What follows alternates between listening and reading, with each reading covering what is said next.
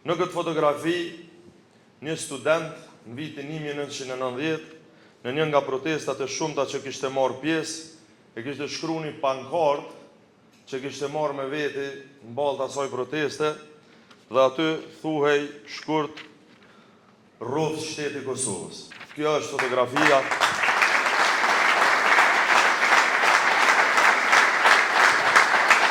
Dhe ky njeri është luftëtari i lirisë, shpallësi i pavarësisë Kosovës, ish kryeministri dhe presidenti ynë Hashim Thaçi.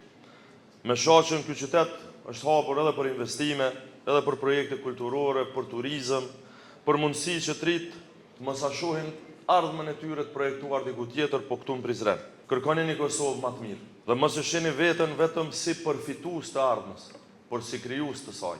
Bashkarisht qytetin e Prizrenit kemi me bo një qytet modern dhe shembull, sepse kemi potencial, kemi energji, kemi tim.